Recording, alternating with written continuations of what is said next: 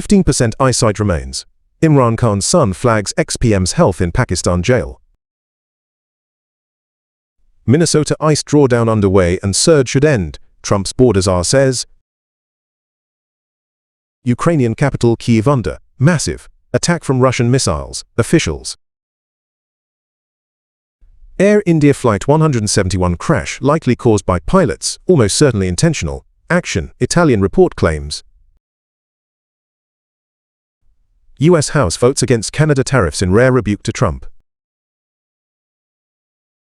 The son of jailed former Pakistani Prime Minister Imran Khan, Qasim Khan, has alleged that his father has suffered a severe loss of vision due to prolonged solitary confinement and inadequate medical care in prison. In a post on X, Qasim Khan said Imran Khan has lost most of the vision in his right eye, with only about 15% eyesight remaining. He blamed the deterioration on nearly 3 years of solitary confinement, medical neglect, and delays in treatment, while Khan has been held at Adiala jail in Rawalpindi since September 2023.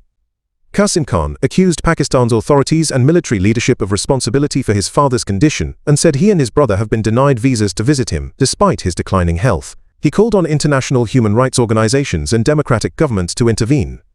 Concerns about Khan's health were reinforced by a report submitted to the Supreme Court by advocate Salman Safdar, a lawyer for Pakistan Tehreek-e-Insaf appointed as amicus curiae.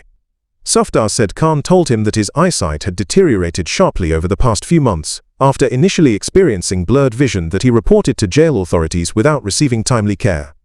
According to the report, Khan was later diagnosed with a blood clot affecting his eye. Despite treatment, including an injection, his vision has not recovered. Safdar said Khan appeared visibly distressed during their meeting. US President Donald Trump's border czar Tom Homan said on Wednesday that the federal government is scaling back a major immigration enforcement operation in Minnesota, proposing an end to the surge of agents deployed there.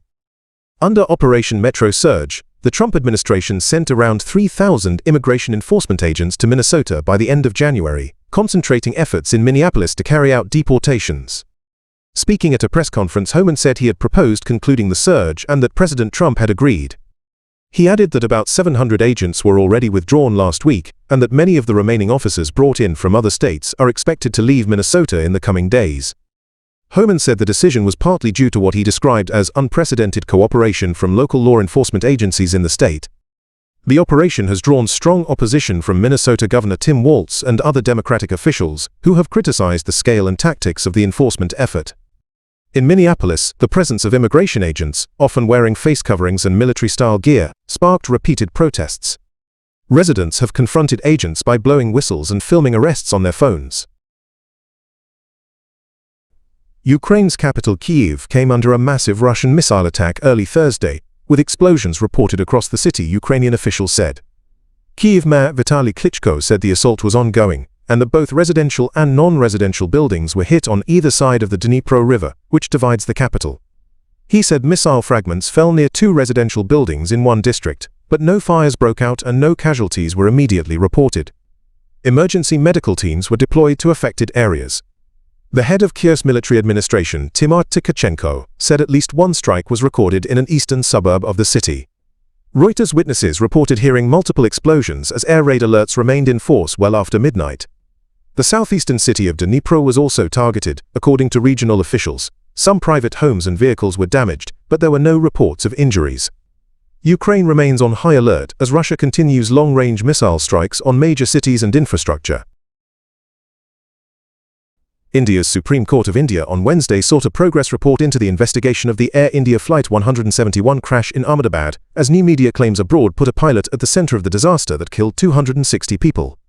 An Italian newspaper, Corriere della Sera, reported that Indian investigators are preparing to conclude that one of the pilots deliberately moved the aircraft's fuel control switches from RUN to cutoff shortly after takeoff.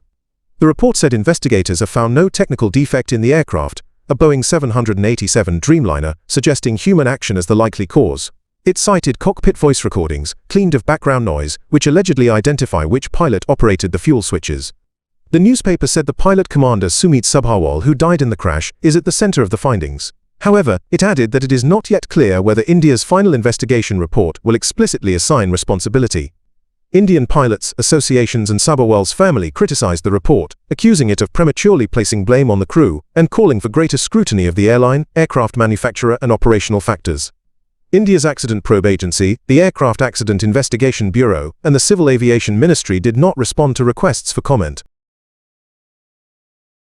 The U.S. House of Representatives has narrowly approved a resolution rejecting President Donald Trump's tariffs on Canada, marking a rare rebuke of the president by his own party. Lawmakers voted 219 to 211 in favor of ending Trump's use of a national emergency declaration to impose punitive tariffs on Canadian goods. 6 Republicans joined nearly all Democrats in supporting the measure. The vote was largely symbolic, as Republicans hold only a slim majority in the House. While the resolution is likely to pass the Senate, it is not expected to become law because Trump is expected to veto it, and Congress lacks the 2/3 majority needed to override a veto.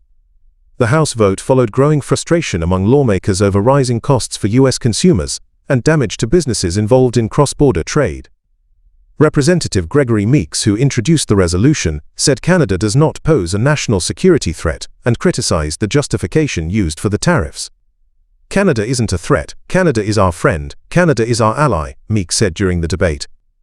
Trump warned that Republicans who opposed the tariffs would face political consequences and accused Canada of taking advantage of the United States in trade.